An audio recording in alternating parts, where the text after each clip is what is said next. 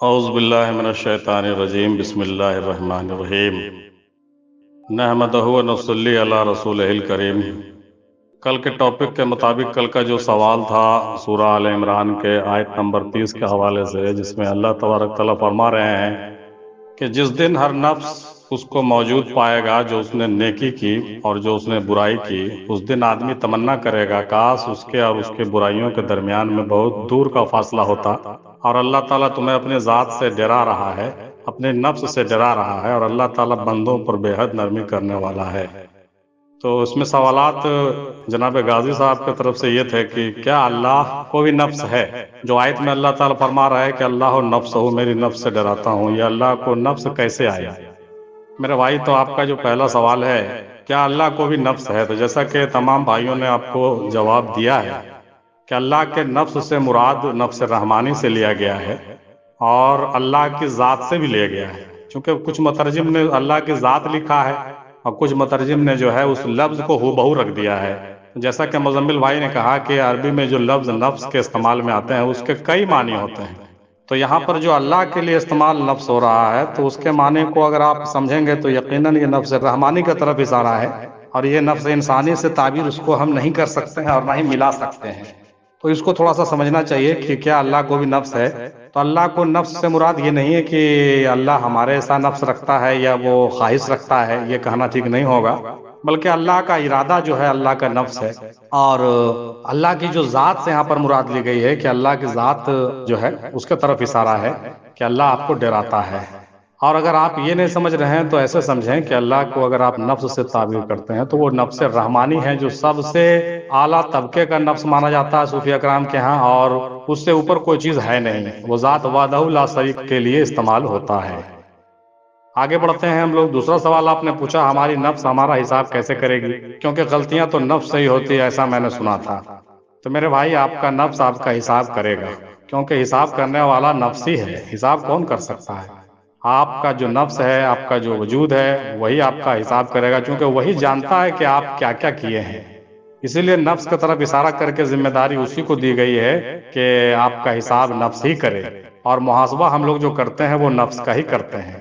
تو جب ہم نفس کا محاسبہ کرتے ہیں، اس سے صاف ظاہر ہے کہ حساب کرنے والا یقیناً نفس ہے، اور نفس کو ہی یہ ذمہ داری دی گئی، جیسا کہ جناب صوفی عادل بھائی نے کہا ہے کہ کوئی نہ کوئی تو ذمہ دار بنے گا۔ اللہ تبارک تعالیٰ کوئی بھی کام خیر اور شر جبکہ دونوں اسی کی طرف سے ہے، لیکن وہ ذمہ داری اپنے اوپر کیوں لے گا؟ وہ ذمہ داری آپ کے نفس کے اوپر ڈال دیتا ہے، چونکہ یہ تمام حرکات جو سرزد ہوتے ہیں اسی کی جانب سے ہوتے ہیں، لہذا جو کچھ وہ کرتا ہے اس کا حساب تو نفس کو ہی دینا ہوگا۔ اور یہ کتاب جو نفس کی ہے وہ کون پڑھے گا؟ آپ خود پڑھیں گے۔ تو یہ تمام باتیں جو ہے اس کو آپ سمجھنے کی کوشش کریں، امید ہے آپ میری اشارے کو سمجھ گئے ہوں گے۔ تیسرا سوال ہے کہ انسان کی نفس اور اللہ کے نفس میں کیا فرق ہے؟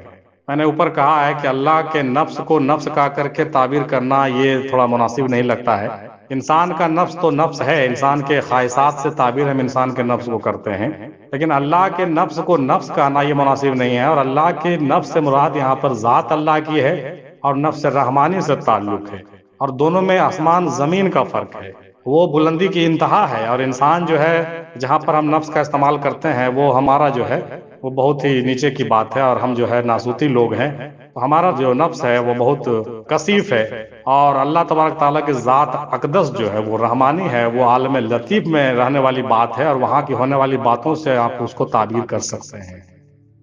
آگے ہم اس موضوع پر تھوڑی اور بات کرتے ہیں۔ چوتھا سوال آپ کا تھا نفس کو ایک لفظ میں کیسے سمجھیں، یعنی نفس بولتے کس کو ہیں، ایک لفظ میں بتائیں۔ بھائی، ایک لفظ میں بتانا تو کسی چیز کو بڑا مشکل ہو جاتا ہے، البتہ آپ کے دوستوں نے تھوڑی کوشش کی ہے، ہمارے دوستوں نے خاص طور سے جناب صوفی سبحانی بھائی نے ایک لفظ میں کہا کہ نفس اگر آپ ایک لفظ میں ہم سے پوچھتے ہیں تو وہ سانس ہے۔ صوفی جناب عادل بھائی نے کہا کہ بھائی اگر آپ ایک لفظ میں پوچھتے ہیں تو وہ وجود ہے، اور ایک صوفی جناب ثقیل بھائی نے کہا کہ اگر آپ ایک لفظ میں پوچھتے ہیں کہ نفس کیا ہے تو ہمارا خیال ہے۔ پھر جو ہے آخر میں ایک صوفی ثقیل واسی صاحب مہاراشٹر والے نے کہا کہ اگر ایک لفظ میں پوچھتے ہیں تو اللہ کا نفس رسول ہے اور رسول کا نفس مولا علی ہے۔ تو بھائی ایک لفظ میں بتانا تو تھوڑا مشکل ہو ہی جاتا، آپ کو سمجھنے میں بڑی تکلیف ہوگی، لیکن میں ان تمام باتوں کو جو ہے تائید کرتے ہوئے میں بھی اپنی بات آپ کو کہہ دوں کہ یقیناً جو ہے نفس سانس وجود ہے تبھی نفس ہے، اور سانس ہے تبھی ہمارا وجود ہے، سانس ختم تو وجود ختم، ہم دیکھتے ہیں ظاہری طور سے۔ تو دنیاوی جتنے بھی نفوس ہیں، خاص طور سے ہم یہ کہہ لیں کہ ہم تمام انسانی نفس کی اگر ہم بات کریں تو سانس ہے تو نفس ہے، سانس نہیں تو نفس نہیں۔ لیکن یہ بات رحمانی نفس کے لیے لاگو نہیں ہوتی ہے، وہ سانس سے اور وجود سے پاک ہے۔ جہاں پر سانس اور وجود ختم ہے وہاں پر نفس رحمانی جو ہے شروع ہوتا ہے، اور اس کی بات بہت نرالی ہوتی ہے۔ لہذا اگر ہم یہ صرف کہہ دیں کہ سانس نفس ہے تو یہ بھی غلط ہوگا، اور اگر ہم یہ کہہ دیں کہ وجود نفس ہے تو ہم یہاں پر بھی غلطی کریں گے، کیونکہ دونوں میں سے دونوں باتیں جو ہے صحیح نہیں ہیں۔ سانس نہیں ہے تو بھی نفس ہے، اور وجود نہیں ہے تو بھی نفس ہے، لیکن کون سا نفس ہے اس کو غور کرنا ہوگا۔ اگر ہم نفس انسانی کی بات کریں تو اس کے لیے دونوں چیزیں ضروری ہیں، سانس اور وجود ضروری ہے۔ لیکن اگر ہم نفس رحمانی کی بات کریں، جہاں پر ہم مقام ہویت کی بات کرتے ہیں اور جہاں پر وجود کا تصور بھی ہم نہیں کر سکتے ہیں، وہاں پر خلا ہی خلا ہے اور خالی ہی خالی ہے، کچھ نہیں ہے، تو وہاں پر نہ سانس ہے میرے بھائی اور نہ وجود ہے۔ لیکن ایک لطیف وجود جو ہوتا ہے نفس رحمانی کا، اس کا جو ہے آپ انکار نہیں کر سکتے ہیں۔ لہٰذا اس کے لیے ہم ایک لفظ میں یہ بات کہہ دیں یہ مناسب نہیں ہوگا، اس کو آپ غور کریں اور فکر کریں تو سمجھ میں آئے گا۔ اگلا سوال آپ کا ہے کہ نفس کب پیدا ہوئی، اس کی ابتدا کہاں سے ہوئی اور کب ختم ہوگی؟ میرے بھائی، نفس جیسا کہ آپ کے دوستوں نے لکھا ہے جواب میں، آپ نے پڑھا بھی ہوگا کہ نفس کب پیدا ہوئی۔ اللہ تبارک تعالیٰ کے ذات و اصل کو جب آپ پہچانیں گے، جیسا کہ حدیث میں ہے کہ من عرف نفسہ فقد عرف ربہ، تو جس نے نفس کو پہچانا اس نے رب کو پہچانا۔ تو رب کو پہچاننے کے لیے نفس کا پہچاننا ضروری ہے۔ اس سے صاف ظاہر ہوتا ہے کہ ایک کو وجود سے تعبیر کیا گیا ہے، ایک کو عدم سے تعبیر کیا گیا ہے، ایک کو نور سے تعبیر کیا گیا ہے، اور ایک کو جو ہے ظہوریت سے تعبیر کیا گیا ہے۔ تو اس طریقے سے آپ سمجھ سکتے ہیں کہ نفس کی ابتدا جو ہے، کسی نے کہا ابلیس سے ہوئی، کسی نے کچھ کہا، کسی نے کچھ کہا۔ دیکھیے، چونکہ نفس کی ابتدا چونکہ اللہ تبارک تعالیٰ کی ذات ہی اصل ہے، لہٰذا ہم یہ اگر کہہ دیں کہ نفس کی ابتدا اللہ کے ذات سے ہوئی تو یہ غلط ہوگا اور مناسب نہیں ہوتا ہے یہ لفظ استعمال کرنا۔ لیکن اللہ تبارک تعالیٰ کے جب تنزلات اور تعینات کی باتیں پر غور کیجئے گا اور اس کے مراتب پر غور کیجئے گا تو آپ پتہ چلے گا آپ کو کہ یہ جو 7 مقامات ہوتے ہیں، یہ 7 منزلی مقامات اور منزلیں جو ہے، تو اللہ تبارک تعالیٰ نے جب عالم ہو سے جو ہے نزول کرنا شروع کیا اور اپنے ظہوریت کو تمام کائنات میں عالم تعینات میں بکھیرنا شروع کیا، تو وہاں پر اس کی ضرورت پڑی۔ یوں کہیں اگر ثقیل واصف بھائی کے زبان میں، تو رسول پاک صلی اللہ تعالی وسلم کے نور کو جب جدا کر دیا گیا تو وہاں تک تو معاملات جو ہے بالکل فٹ پھاٹ ہیں، لیکن اس کے بعد جو باتیں آگے بڑھیں تو اس کے لیے نفس کی، عناصر کی، وجود کی، خواہشات کی، ضرورت کی، کائنات کی اور 18,000 مخلوقات کی ضرورت پڑی۔ تو ہم یہ کہہ دیں کہ نفس کی ابتدا جو ہے عالم ہاہوت سے نہیں بلکہ عالم لاہوت سے ہوئی، اگر کہہ دیں تو شاید غلط نہیں ہوگا۔ اور اس کی انتہا کہاں ہوگی؟ اس کی انتہا تب ہوگی جب ان تمام معاملات سے گزر کر کے پھر آپ وہیں پر لوٹ جائیں گے۔ مقام احسن تقویم سے چلے تھے اور ہم جو ہے بالکل نیچے پہنچ گئے، مقام ناسوتی میں پہنچ گئے، اور یہاں سے جب ہم عروج کریں گے تب ہم پھر وہیں پر پہنچیں گے، نفس روحانی میں پہنچیں گے اور رحمانی میں پہنچیں گے۔ تو جب نفس رحمانی میں جب ہم پہنچیں گے تب یوں سمجھ لیجئے کہ وہ جو تھا وہ ختم ہوگا، ورنہ اس کے پہلے ختم نہیں ہوگا۔ اور جہاں تک ختم ہونے کی بات ہے تو ختم ہونے کا تصور آپ کیوں کرتے ہیں؟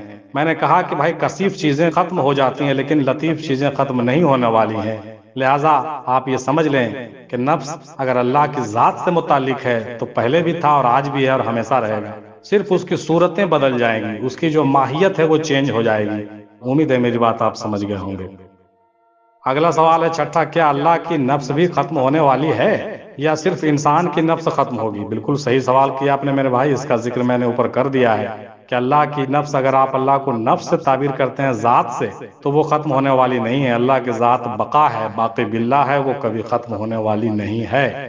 لیکن انسانی نفس کی بات اگر آپ کر رہے ہیں تو انسانی جتنے بھی نفوس ہیں وہ مرنے کے بعد ختم ہو جاتی ہے۔ قرآن کی آیت ہے کل نفس ذائقۃ الموت، تو جتنے بھی نفس کثیف ہیں اس کے وہ جو ہے ختم ہو جائیں گی، اور انسانی وجود سے جو بھی چیزیں ہیں وہ ختم ہوں گی۔ لیکن جب اس کی جو اصلیت ہے، روحانیت سے تعلق رکھنے والی، عالم رحمانی سے تعلق رکھنے والی جو چیزیں ہیں وہ یقیناً ختم نہیں ہوں گی، وہ مرنے کے بعد زندہ رہیں گی اور قیامت میں بھی زندہ اٹھائی جائیں گی۔